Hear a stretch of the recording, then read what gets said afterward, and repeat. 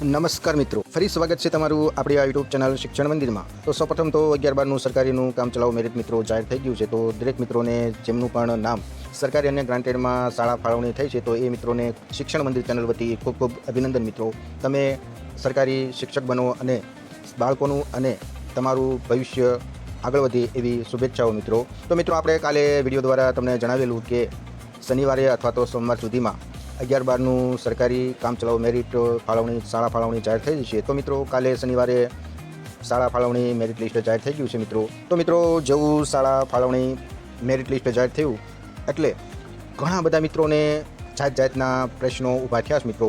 તો એ પ્રશ્નોનું મિત્રો આજના વિડીયોમાં બની શકે એટલા પ્રશ્નોનું સોલ્યુશન આપણે આપવાનું છે। તો વિડીયો પૂરો જોજો અને ચેનલમાં નવા હો તો ચેનલમાં જોડાઈ દેજો મિત્રો। તો મિત્રો અત્યારે હાલમાં જે કાંઈ આ કામ ચલાવવું મેરિટ લિસ્ટ 11/12નું સરકારી અને ગ્રાન્ટેડનું બંનેનું જાહેર થયું છે એટલે ઉમેદવારોને અલગ અલગ પ્રશ્નો ઉદ્ભવ્યા છે। જેમાં આપણે એક્ઝામ્પલની વાત કરીએ મિત્રો તો ઘણા બધા મિત્રોને એવા પ્રશ્નો છે કે જેને એક શાળા મળી હોય તો તેને શું બાંયધરી આપવી કે નહીં, અથવા તો જે મિત્રોને 11/12માં સરકારી ગ્રાન્ટેડમાં નામ છે શાળા પણ ફાળવણી થઈ ગઈ છે તો એમણે એમાં જવું નથી, એમને 9 થી 10માં જવું તો એના માટે શું કરવું, તો એના વિશે પણ આપણે થોડીક માહિતી આપશું। અને બીજું ખાસ કે કામ ચલાવવું મેરિટમાં નામ તો આવ્યું, હવે શું શાળા બદલાઈ જશે અથવા તો જગ્યા રદ થઈ જશે, તો આવા અવનવા પ્રશ્નોનું મિત્રો આજના વિડીયોમાં આપણે સોલ્યુશન આપવાનું છે। તો દરેક મિત્રો વિડીયો પૂરો જોજો જેથી કરીને તમને જે કાંઈ પ્રશ્નો હોય મિત્રો તો તેનું સોલ્યુશન તમને મળી શકે। તો મિત્રો સૌપ્રથમ તો આપણે જે કાંઈ કાલની જાહેરાત થઈ છે તો તેના વિશે થોડીક સૂચનાઓ છે તો તમારા સુધી પહોંચાડી દઉં, પછી આપણે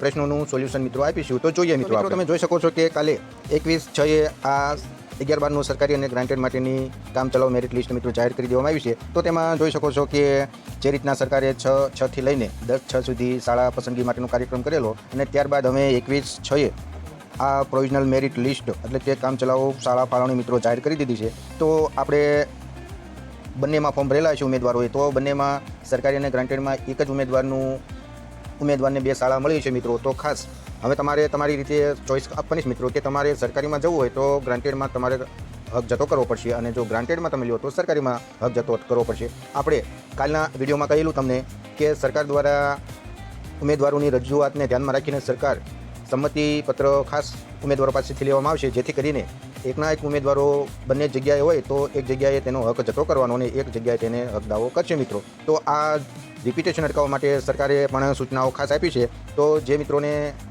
1 થી વધારે શાળા મળી હોય તો એમને એક શાળા જતી કરવાની રહેશે મિત્રો। હવે તમારે ડિપેન્ડ તમારા ઉપર છે મિત્રો કે તમને કઈ શાળા વધુ અનુકૂળ છે જેથી કરીને એ શાળા વધારે પસંદ કરવી મિત્રો।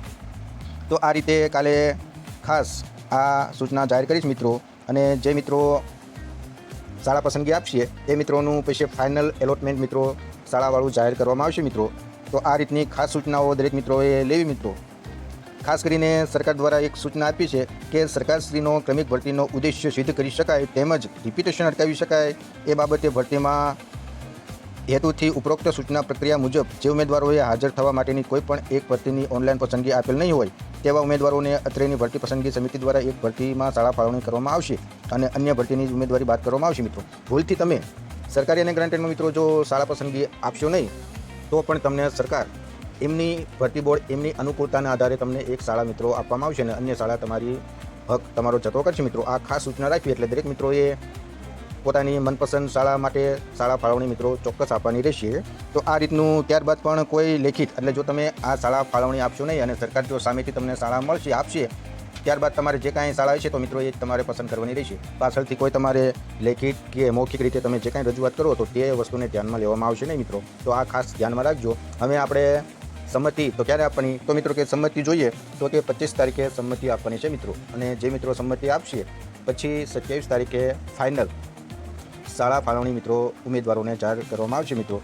એટલે હાલમાં આ એક કાલે ખાસ સૂચના છે તો દરેક મિત્રો સુધી આ વિડીયો પહોંચે જેથી કરીને કોઈ મિત્રો શાળા ફાળવણી પસંદગીમાં આપતી વખતે રહી ના જાય મિત્રો। તો હાલમાં જે કાંઈ આ જાહેરાત આવી મિત્રો એના પછી ઘણા બધા ઉમેદવારોને અલગ અલગ પ્રશ્નો ઉદ્ભવેલા છે મિત્રો। તો તેના વિશે થોડીક માહિતી આપવી તો એ પહેલાં ખાસ એક મિત્રો પોઈન્ટ સમજવો પડશે કે રિપીટેશન થશે કે કેમ, તો એના વિશે થોડીક તમને હું માહિતી આપું। ધારો કે કોઈ વિષયમાં 200 ઉમેદવાર હોય અને એમાંથી સરકારીમાં 50 જગ્યા અને ગ્રાન્ટેડમાં 100 જગ્યા, ટોટલ 150 ઉમેદવારો અને જગ્યા 150 જગ્યા અને ઉમેદવારો 200 મિત્રો। તો અમે ધારો કે સરકારી અને ગ્રાન્ટેડમાં બંનેમાં થઈને જોઈએ તો 50 એવા ઉમેદવાર હોય કે જે બંનેમાં નામ ધરાવતા હોય મિત્રો. હવે એમાંથી જો સરકારીમાં જોઈએ તો 50થી લઈને 70 સુધીના 20 ઉમેદવારો જોડાય મિત્રો. તો સામે 51થી 70 મેરિટ નંબરમાં મિત્રો એ જ ઉમેદવારો સરકારીમાં જે લાગ્યા એ જ ઉમેદવારો ગ્રાન્ટેડમાં પણ જોડાયેલા હશે મિત્રો. એટલે આમ જોઈએ તો રિપીટેશન તો જોઈએ તો થવાનું તો છે જ તે મિત્રો. તેમ છતાં પણ આપણે ઈચ્છીએ કે સરકાર, ભરતી બોર્ડ અને ઉમેદવારો સમજે થોડુંક તો રિપીટેશન બની શકે એટલું ઓછું થાય મિત્રો. તો હવે આપણે મિત્રો જે કાંઈ આ કામચલાઉ મેરિટ જાહેર થયા પછી જે કાંઈ ઉમેદવારોના મનમાં FAQ ઊભા થયા છે તો એના વિશે થોડુંક આપણે સોલ્યુશન મળે એટલા માટે ઘણા બધા પ્રશ્નો આપણે સોલ્વ કરીએ મિત્રો. તો ઉમેદવારોનું ખાસ એવા પ્રશ્નો હતા મિત્રો જે મારા ધ્યાનમાં અને કમેન્ટમાં આવ્યા છે મિત્રો. એ બાબતે જોઈએ તો ઉમેદવારોનો પ્રશ્ન છે કે મારું નામ સરકારી અને ગ્રાન્ટેડમાં બંનેમાં છે, હવે બંનેમાં મને મળી પણ ગઈ છે મિત્રો, એવું ઉમેદવારોનું કહેવું છે. તો પહેલી વખત સરકારીમાં નામ નહોતું તો શું હું સરકારીમાં ચોઈસ આપું તો મને સરકારી મળે? તો ઉમેદવારોનો પ્રશ્ન આવો હતો કે મને સરકારી અને ગ્રાન્ટેડમાં બંનેમાં મળી ગઈ છે મિત્રો. હવે પહેલી વખત જ્યારે મેરિટ લિસ્ટ જાહેર થયું ત્યારે મારું નામ સરકારીમાં નહોતું, પરંતુ આ વખતે મારું નામ સરકારીમાં છે, તો શું હું સરકારીમાં ચોઈસ આપું તો મને સરકારી મળે ખરી? તો એ મિત્રોનું ખાસ કહેવાનું કે 100% તમને સરકારીમાં મળશે. એનું કારણ છે કે સરકારે તમને સરકારીમાં જો શાળા ફાળવણી આપી હોય મિત્રો તો 100% તમે મળવાપાત્ર થશે જગ્યા. એટલે એ મિત્રોએ ખાસ ટેન્શન લેવું નહીં. હવે બીજો એક પ્રશ્ન હતો કે કામચલાઉ મેરિટમાં નામ આવ્યા બાદ શું શાળા બદલાઈ શકે અથવા તો જગ્યા રદ થઈ શકે? તો એ મિત્રોને ખાસ જણાવવાનું કે એકવાર કામચલાઉ મેરિટ લિસ્ટમાં તમારું નામ આવ્યા બાદ તમારી શાળા બદલાઈ શકે તો કે ના, અને તમારી જગ્યા રદ થશે કે ના? તો મિત્રો એનું કારણ છે કે તમે કેટેગરીમાં જે કાંઈ જગ્યા હોય એ આધીન તમારો સમાવેશ થયેલો હોય મિત્રો. એટલે તમારી શાળા બદલવાની પણ શક્યતા નહીવત છે અને તમારી જગ્યા પણ રદ થવાની કોઈ શક્યતા છે નહીં મિત્રો. તો ખાસ આ બાબતે ઉમેદવારોને વાંધો આવી શકે એમ નથી મિત્રો. હવે એક બીજો પ્રશ્ન હતો મિત્રો, એમાં ખાસ કરીને ઉમેદવારોનો પ્રશ્ન હતો કે 9થી 12માં લાગ્યા પછી 6થી 8ની ભરતીમાં પણ નામ હોય તો તેમાં નામ પાછું લેવા સંમતિ લેવામાં આવશે કે કેમ?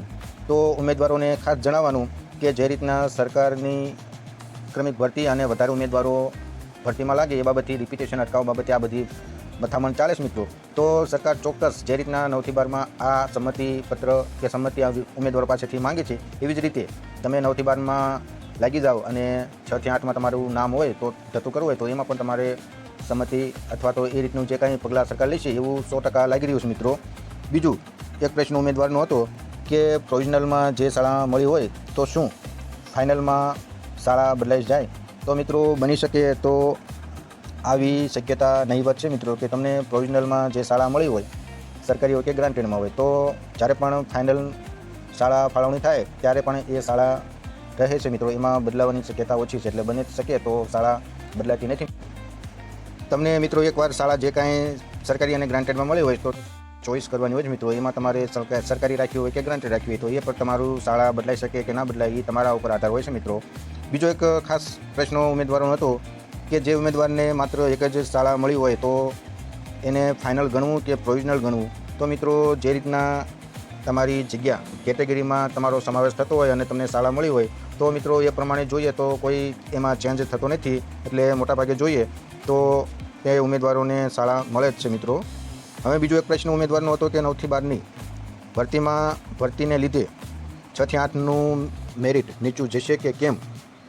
તો મિત્રો ખાસ આમ જોઈએ તો ઉમેદવારોને જ્યાં સુધી 9થી 12ની જગ્યા મળતી હોય તો એ 6થી 8માં આવવાની એમની શક્યતા ઓછી છે મિત્રો. પરંતુ હવે ખાસ મુદ્દો એ ધ્યાનમાં લેવા જેવો છે કે જો પહેલાં 9થી 12ની ભરતી થઈ જાય અને ઓર્ડર તેમને અપાઈ જાય તો એ ઉમેદવારો 6થી 8માં રિપીટેશન થશે નહીં, એટલે 100% મેરિટ ડાઉન 6થી 8માં જશે મિત્રો.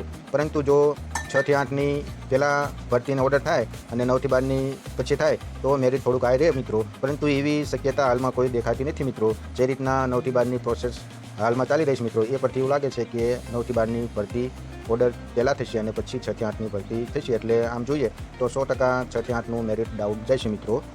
બીજો એક ખાસ પ્રશ્ન હતો મિત્રો કે 11-12માં શાળા ફાળવણી પણ મળી ગઈ છે અને જગ્યા પણ અમને મળી જશે, નોકરી પણ, પરંતુ અમારે 9થી 10માં જવું છે તો એના માટે શું કરવું? તો એ મિત્રોને ખાસ કહેવું કે 11-12માં મળી જતી હોય તો 9-10માં જશો નહીં મિત્રો, જેથી કરીને આપણા ઉમેદવારોને એક નોકરીની તક વધારે મળે મિત્રો. હવે પ્રશ્નને ધ્યાનમાં રાખીને જો વાત કરીએ તો મિત્રો, તમે જે શાળા ફાળવણી કરવાની હોય છે તો તમે ના કરો તો પણ આપણે જાહેરાતમાં આપ્યું જ છે કે ઉમેદવાર શાળા ફાળવણી ના કરે તો પણ એને એક શાળા મળવાપાત્ર થશે. હવે આ અંગે થોડુંક ગૂંચવણભર્યો પ્રશ્ન છે મિત્રો, જેથી કરીને ઉમેદવારો બની શકે તો 11-12માં લેવું જ ઉમેદવારોને 9થી 10માં ઉમેદવારોને પણ તક વધે મિત્રો. તો આ રીતનું ઉમેદવારો સમજણભર્યું કામ કરવું. હવે ખાસ એવો પ્રશ્ન ઉમેદવારોનો હતો કે જે મિત્રોને માત્ર ને માત્ર એક જ શાળા મળી હોય તો એને બાહેધરી આપવી કે કેમ. તો એ મિત્રોને ખાસ જણાવવાનું કે મિત્રો, ભલે તમને એક શાળા મળી છે પરંતુ તમે 9-10માં પણ હશો અથવા તો અમુક ઉમેદવારો નહીં પણ હોય તો પણ તમારે બની શકે કે સરકાર બાહેધરી લે તે કે ઉમેદવાર બીજી જગ્યાએ રિપિટેશન ના થાય, આવું શક્યતા છે મિત્રો. એટલે આપણે હાલ તો બાહેધરી લેશે એ ગણતરીએ ચાલવાનું મિત્રો. તો બસ મિત્રો, આજના વિડીયોમાં આ કામચલાઉ મેરિટને લઈને ઉમેદવારોને જે કાંઈ FAQ પ્રશ્નો મારા ધ્યાનમાં આવ્યા હતા તો એ પ્રશ્નોનું સોલ્યુશન મળે એટલા માટે આ વિડીયો ખાસ બનાવવામાં આવ્યો હતો. તો આશા રાખું કે આ વિડીયો તમને સારો લાગ્યો છે મિત્રો. તમારે આ ભરતીને લઈને જે કાંઈ મનમાં પ્રશ્નો ઉદ્ભવતા હોય તો મિત્રો કમેન્ટ બોક્સમાં એ પ્રશ્નો મૂકજો, જેથી કરીને આપણે નેક્સ્ટ વિડીયોમાં એ પ્રશ્નોનું સોલ્યુશન આપી શકીએ.